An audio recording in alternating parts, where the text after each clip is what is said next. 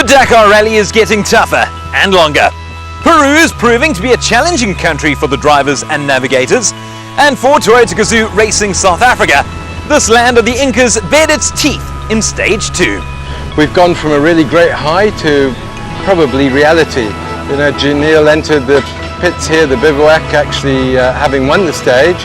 And then we see Cyril going ahead by 12 seconds and then behind Janelle in the results. But right now, as I stand here, Janelle is fourth, 7 minutes behind Cyril, I think, and 2 and 3 minutes behind Stefan and Lowe. Matthew was ill, very uncharacteristically ill during the stage. After 70 kilometers he vomited, and after that really it's extremely difficult for a co-driver to do the job.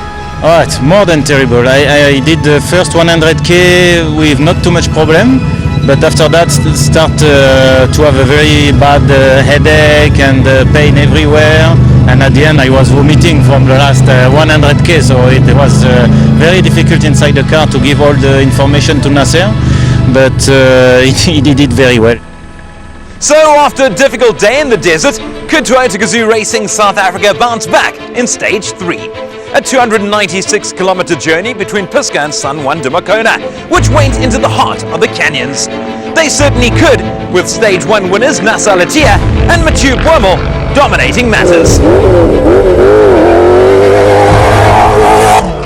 Big stage today. Even in the first 87 k's, the stage was split into two. NASA stopped, had a puncture, and still led the Peugeot. So I was already excited then, but at the end of the stage, a great victory for NASA. He was flying on what seems to be a typical buggy type stage, so that's kind of even better news for us.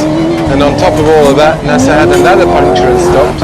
Otherwise, I think we would have had 6, 7, 8 minutes of gain over the Peugeots today.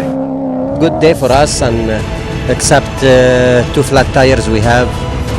But okay, we did good job, and yeah, no drama, no nothings, you know. Matthew's good today.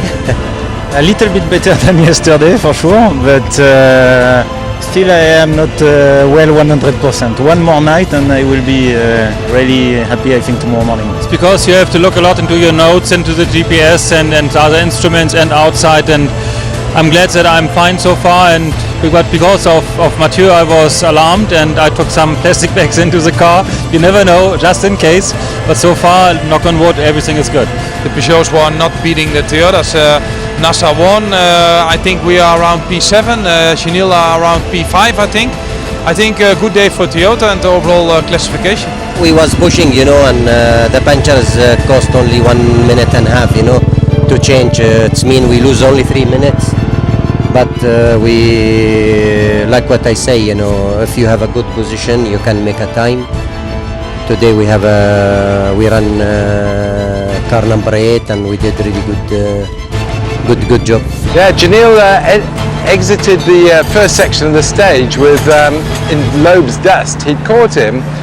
Loeb maybe got a little bit lost, but he did, you know, couldn't quite get close enough to overtake him. Then as they started the second part of the stage, it was thick fest, so that was another couple of minutes gone in Loeb's dust.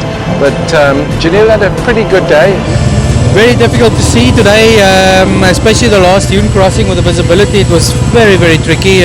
You couldn't see the drop, so not easy. You couldn't take too much risks in there because it'll just end in tears. No, otherwise, you know, not too bad. Car ran well. We didn't have any problems, so good day for us, I would say. It was a difficult stage, with tricky navigation and was difficult driving as well.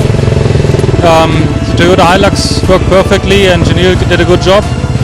I think if I compare us to the Peugeots, maybe we're a little bit too careful. We should have pushed harder, but it's hard to say in this race, and it's so difficult out there and so dangerous in places. But I'm glad that we have had a clean run, and so let's see what's coming up tomorrow. Bernard's performance was pretty good, and I'm sure he'll be happy. I know he had 2 punctures, so doing the time that he did and having 2 punctures shows great potential there. We had some small problems. 2 times flat tire. First time, I don't know where, but I'm hitting a rock at the inside, and we must change. And after in the dunes, we had also a puncture, but No, we really not push. We drive very well. We catch all the waypoints. We drive nicely. And yeah, well, I think it's good for today. Stage 4 awaits, with the team staying in San Juan de Macona, but taking on 330 kilometers of terrain, which will include one of the longest ever sandy sections in the history of the Dakar. A total of 100 kilometers with dunes of all sizes. Tomorrow's stage is a new concept. We're going to have a mass start, 4 cars at a time, and then a gap to the next 4 cars. And so I understand we haven't got the road book exactly, it's 40 k's down the beach, so a bit of old touring car stuff I think might come into play. There could be a bit of barging there. I think more of the same, so we'll see tomorrow. We just have to keep doing our best and see what happens. When you open in the sand and the dunes like that, when it's very tricky on navigation, it's very hard to keep the good rhythm and to stay front with good speed. So you need to really to take care. And when behind you see the line, it's much more fast. Actually, I'm expecting even softer and more difficult dunes than on day 2 and 3. So I'm a bit scared.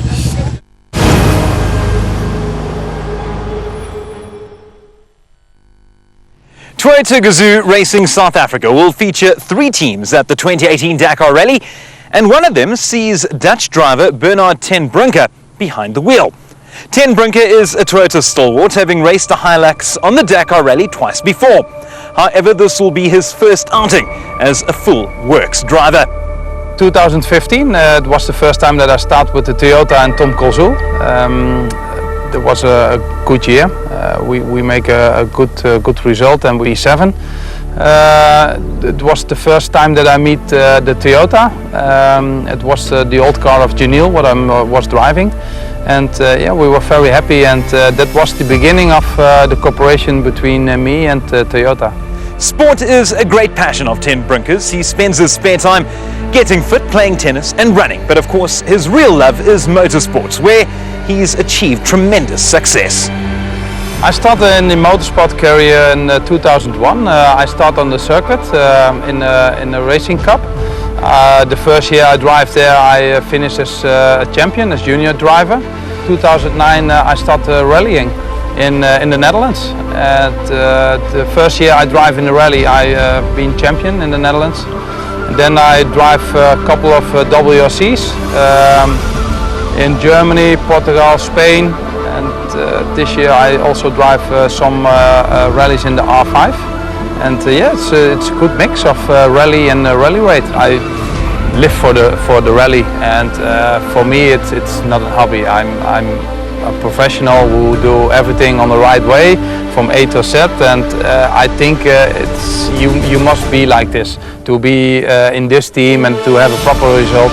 You must focus on this, and I do, and I think we have the complete package to get a good result. Ten Brinker made his Dakar Rally debut in 2012 and surprised all with a strong 8th placed finish. He is expecting even more success with the Toyota Gazoo Racing South Africa outfit. I think the setup of the team is very good.